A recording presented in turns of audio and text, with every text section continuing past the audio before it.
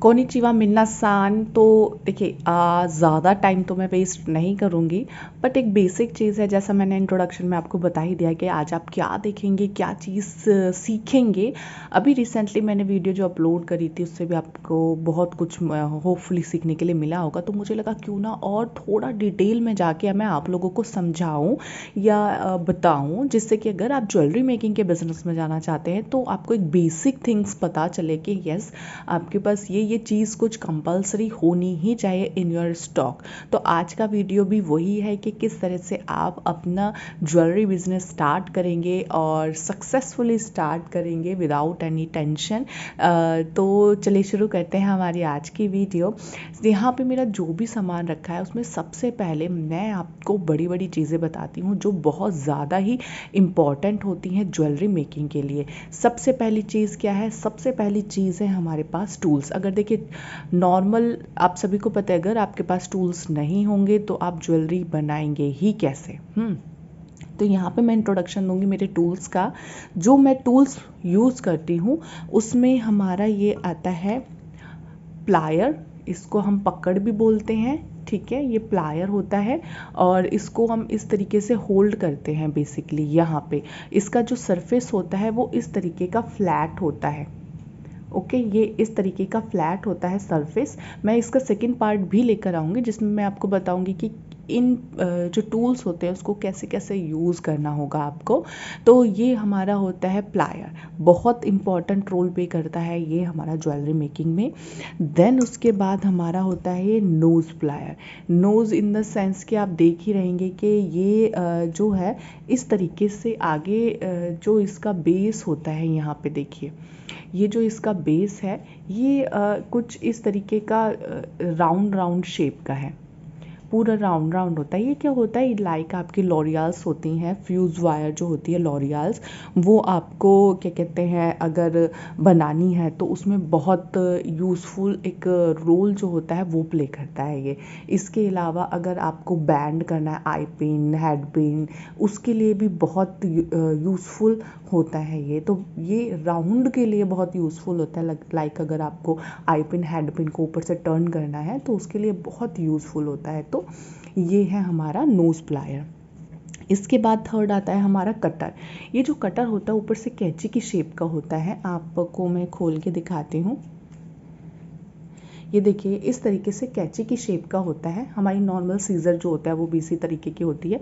ये सीज़र होती है बेसिकली, बट ये नॉर्मल जो हम डेली में यूज़ करते हैं सीज़र वैसी नहीं होती, डिफरेंट होती है। इससे क्या होता है हमारी आई पिन, हेड पिन के जो एक्स्ट्रा पार्ट्स होते हैं या गेज वायर जो एक्स्ट्रा पार्ट्स जो बचता है, ठीक है, उसको हम इससे ईजिली कट कर सकते हैं। बहुत शार्प होती है और ये ज्वेलरी मेकिंग के लिए बहुत यूज़फुल होती है। इसके अलावा हमारा एक और है जिसको मैं आपको बताती हूँ, ये है हमारा पंचर। इसको हम पंच मशीन भी बोलते हैं।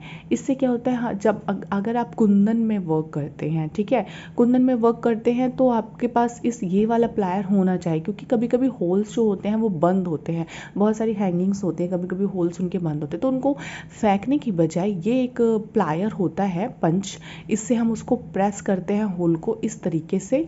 ओके, और वो वाला होल बहुत ही आसानी से बिना आपके कुंदन को हार्म पहुँचाए या किसी भी चीज़ को हार्म पहुँचाए ओपन हो जाता है। इस तरीके से हम उसको प्रेस करते हैं तो जो होल होता है वो ईजिली बन जाता है। और अगर मैं आपको पास से दिखाऊं, ये देखिए ये इस तरीके का होता है, ये देखिए इस तरीके का होता है, बहुत ही शार्प होता है। ये देखिए यहाँ से ये इस तरीके का होता है, बहुत ही शार्प होता है और ईजिली आप कुछ भी पंच कर सकते, कुछ भी इन द सेंस आप अपने आप को हार्म नहीं पहुँचाइएगा। स्पेशली ये ज्वेलरी मेकिंग टूल ही होता है, तो बहुत ही इंपॉर्टेंट रोल पे करता है। अगर आप कुंदन में डील कर रहे हैं तो आपके पास ये कंपलसरी होना ही चाहिए। तो टूल्स में अगर मैं बात करूँ तो ये बेसिक हमारे 4 टूल्स होते हैं ज्वेलरी मेकिंग के लिए, जो बहुत ही ज़्यादा यूज़फुल होते हैं। इसके बाद बाद जो हमारा टूल होता है, जो हम जो नेकलेस बनाएंगे उसके लिए हमें जो धागा वायर जो चाहिए होगी वो कौन कौन से चाहिए। देखिए सबसे पहले मैं आपको ये वाली वायर दिखाऊंगी। ये बेसिकली धागा होता है ये, और ये वाला जो होता है हम कभी चोकर बना रहे हैं या कुछ बना रहे हैं, ये बेसिक उसमें काम आता है ज़्यादातर। ये वाली जो चीज़ है चोकर बनाना और थ्रेड का कुछ भी काम करना, तो इसको हम उसमें यूज़ करते हैं। ये देखिए, ठीक है, ये हमारे पास पहली चीज़ है कि अगर आप चोकर बना रहे हैं या कुछ अदर इस तरह से चीज़ें बना रहे हैं तो ये आपके पास होना चाहिए। बहुत ही यूज़फुल होता है ये, ठीक है, चोकर मेकिंग में या अदर किसी और चीज़ मेकिंग में। और उसके बाद मैं आपको दिखाती हूँ ये नायलॉन थ्रेड। बहुत बार आप लोगों ने मेरे को दिखा भी होगा, मैं नायलॉन थ्रेड का अपने नेकलेसेस में बनाने में यूज़ करती हूँ। ओके, ये नायलॉन थ्रेड है, ये आपके पास होनी चाहिए। और इसका अगर मैं बेस दिखाऊँ तो ये इस तरीके की होती है, प्लास्टिक टाइप वायर होती है नायलॉन की बनी हुई, और इसमें साइज़ भी होता है। इससे पतली वाली भी वायर आती है, मैं सॉरी उसको रखना भूल गई। और ये वायर होती है और एक दूसरी ये नायलॉन थ्रेड होती है। मोस्टली मैं यही यूज़ करती हूँ। अगर आप बीड्स का काम कर रहे हैं तो आप दूसरी वाली जो नायलॉन थ्रेड होती है उसको यूज़ कर सकते हैं, बट नॉर्मली आप यही यूज़ करें तो बेटर रहेगा, इससे भी आपका काम हो जाएगा। उसके बाद आती है हमारी ये गियर वायर। बहुत बार सब कंफ्यूज होते हैं गियर वायर क्या है, गेज वायर क्या है इसमें। तो ये होती है गियर वायर, गोल्डन वायर भी हम जिसे बोलते हैं। मोस्टली इसका कोई साइज़ नहीं होता है, सिंगल एक ही साइज़ होता है इसका जो मैं दिखा रही हूँ, यही इसी तरीके से रोल में आती है। मीटर्स अलग अलग होता है, 50 मीटर होता है, 100 मीटर होता है, इस तरीके से इसका जो लेंथ है वो होती है। और ये आपका cotton beaded necklace, normal beaded necklace, उसको बनाने के लिए बहुत ही ज़्यादा इम्पॉर्टेंट होती है, तो ये आपके पास कंपलसरी होनी ही चाहिए। इसके बाद हमारी होती है ये गेज वायर। ठीक है, ये जो गेज वायर होती है ये एक तार होती है बेसिकली। ये देखिए, ये एक तार होती है इस तरीके की। और ये आपके पास जो साइजेस की मैं बात करूँ, 0.3, 0.4, 0.5 और भी बड़े सारे साइजेस होते हैं वो यूज़ में होते हैं। मगर अगर मैं ये इन्फॉर्मेशन दूँ कि कौन सी वायर किसके काम आती है, देखिए 0.3 जो होती है बहुत पतली होती है, 0.4 एंड 0.5 आप कुंदन मेकिंग में यूज़ कर सकते हैं बहुत ही ईजिली से। अगर आप कुंदन बनाते हैं तो ये 2 mm की वायर 0.4, 0.5 आप यूज़ करेंगे तो बहुत ही ज़्यादा अच्छा होगा। ये तो हमारा बेसिक चीज़ हो गया जो आपके पास कंपलसरी होनी चाहिए। इसके बाद मैं आपको बताती हूँ ग्लू। देखिए, ग्लू जो मार्केट में मिलती है B700 एंड ये मिलती है। ठीक है, ये दो ग्लू अगर आपके पास है, दोनों में से एक भी अगर आपके पास है तो चल जाएगा। ऐसा नहीं है कि एक ही ये होनी चाहिए या ये होनी चाहिए, दोनों में से एक कोई भी आपके पास है तो वो चल जाएगी। बट ये है कि ये होनी चाहिए। इससे क्या होता है, कभी आप स्टड बना रहे हैं, आपके पास कुंदन है उसका स्टड बनाना है आपके को, तो ये बहुत ही यूज़फुल होती है। बहुत अच्छा इसका वो होता है, पेस्ट होता है जिससे आपका स्टड जो है वो चिपक जाएगा, लॉन्ग लास्टिंग। तो ये होना चाहिए। अगर ये भी नहीं है, मैं क्या करती हूँ, कभी कभी होता है कि कुंदन्स वगैरह निकल जाते हैं। कभी आपने देखा होगा, कुछ आपने पेंडेंट लिया है या कुछ ऐसा लिया है, कभी कभी कुछ स्टोन जो है निकल जाता है, तो वो क्या होता है, वो पेंडेंट बेकार नहीं होता, आप उस स्टोन को अगेन चिपका भी सकते हैं। उसके लिए मैं ये फेविक्विक जेल, ओके, ये फेविक्विक जेल है, आप इसको यूज़ करेंगे ना तो बहुत अच्छा है। नॉर्मली फेविक्विक जो होती है बहुत लिक्विड फॉर्म में होती है, लेकिन ये फेविक्विक जेल वाली जो होती है थोड़ी थिकनेस होती है इसमें, और बहुत अच्छे से स्प्रेड हो जाती है उस सर्कल पे जहाँ पे आपका कुंदन चिपकाना है या कोई अदर चीज़ चिपकानी है। वैसे तो आप इससे भी चिपका सकते हैं, बट ये क्या होता है, ये बहुत ज़्यादा थिक होती है, और थोड़ा सा थिक होने की वजह से साइड पे डालने में भी परेशानी होती है। इसको जब तक हम डाल के कुंदन को उसके ऊपर पेस्ट करेंगे तब तक ये सूख जाती है। बट उस फॉर्म में अगर आप इसको यूज़ करते हैं फेविक्विक जेल को, बहुत अच्छे से थिक होता है और बहुत ज़्यादा पतला नहीं होता, अच्छे से स्प्रेड हो जाएगा सर्कल पे। अगर कोई कुंदन छूट गया है आपके पेंडेंट से या कहीं और से, तो आप ईजिली उस पर आराम से रख के पेस्ट कर देंगे और बहुत ही अच्छा होता है। इवन मैंने कभी कभी से स्टड भी चिपकाए हैं और उसका रिजल्ट भी मुझे बहुत अच्छा मिला है, तो आप इसको भी ट्राई कर सकते हैं। तो ये 3 मैंने ग्लू आपको बता दी कि कौन सी होनी चाहिए। अब इसके बाद मैं बात करती हूँ डोरी की। देखिए डोरी, वैसे तो अगर आप डोरी के ऊपर जाएंगे तो बहुत सारी वैरायटीज़ मार्केट में ऑलरेडी हैं डोरी के लिए, बट जो बेसिक थिंग मैं आपको ये बेसिक चीज़ बता रही थी कि वैरायटीज़ अगर आप देखने जाएंगे मार्केट में बहुत सारे अल्टरनेटिव्स आपको मिल जाएंगे, बट मैं आपको बेसिक थिंग बता रही हूँ कि ये आपके पास हमेशा स्टॉक में अवेलेबल होना चाहिए, जिससे आपका काम है ना रुकेगा नहीं, अगर ये वाली चीज़ आपके पास हमेशा रहेगी स्टॉक में।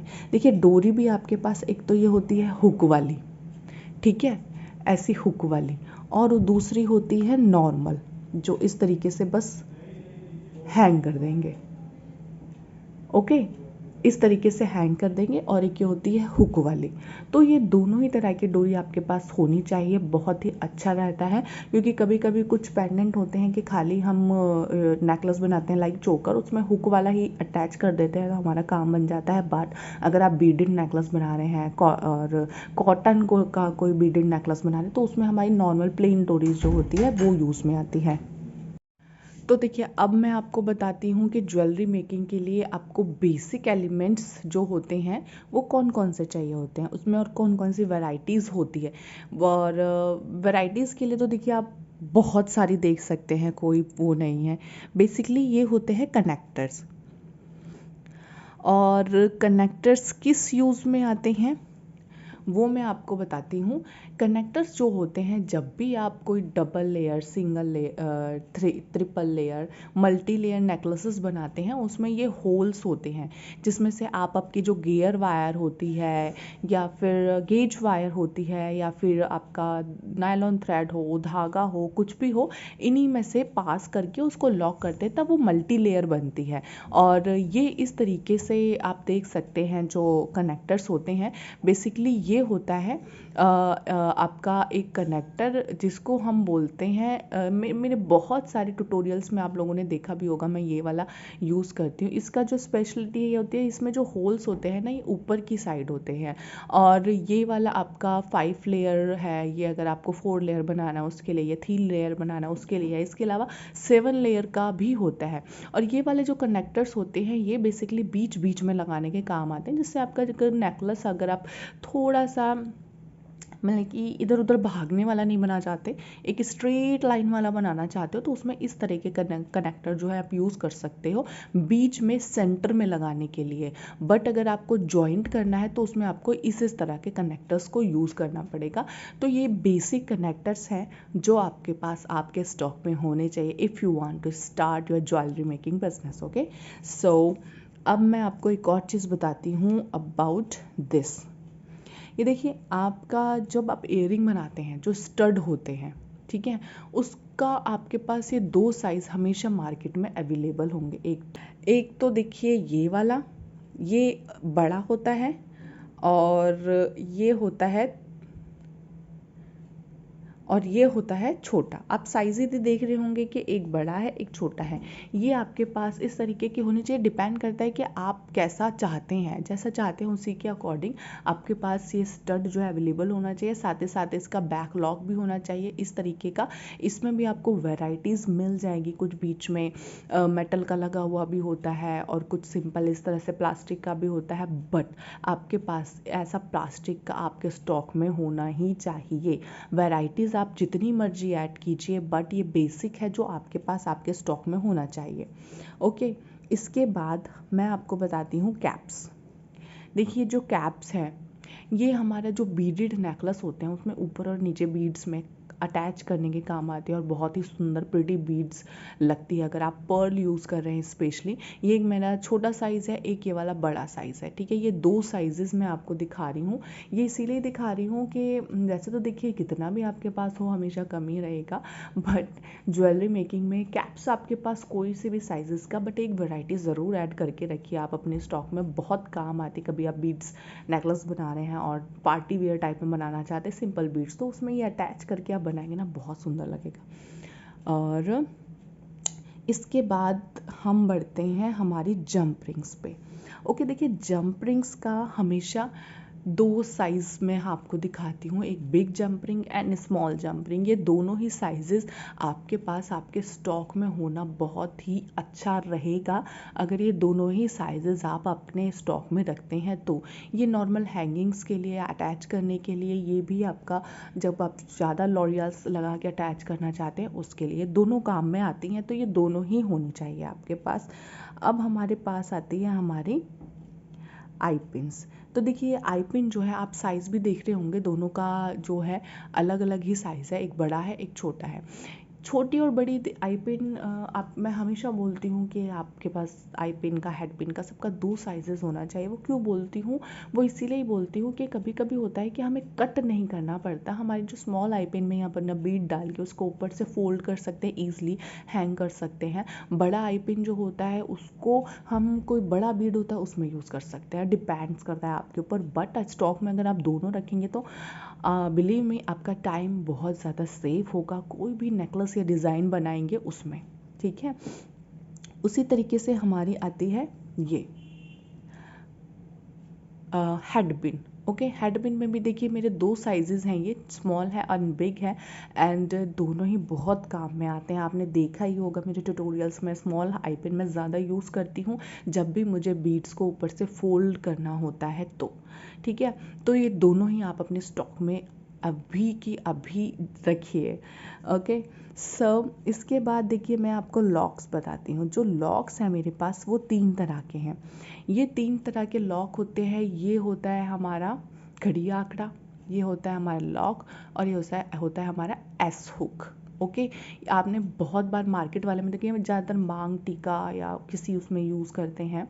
ये भी आपका ब्रेसलेट्स वगैरह चेन्स में यूज़ होता है। और कड़ी आंकड़ा ये आपका जो बीड्स नेकलेस या इस तरह के जो होता है उसमें यूज़ होता है। ये तीनों ही बहुत ही ज़्यादा यूज़फुल होते हैं अपनी अपनी जगह पे। लाइक ब्रेसलेट में आप लॉक वाला यूज़ कीजिए, और पेंडेंट या कुछ बना रहे हैं नेकलेस तो उसमें ये वाला यूज़ कीजिए, सिंपल चेन टाइप में बना रहे हैं तो, ठीक है। ये भी बहुत ज़्यादा यूज़फुल और इम्पॉर्टेंट है। तो ये 3 आप अपने स्टॉक में ज़रूर रखिए, बहुत काम आएंगे। वैराइटीज़ एटलीस्ट ये वाली आपके पास होनी चाहिए।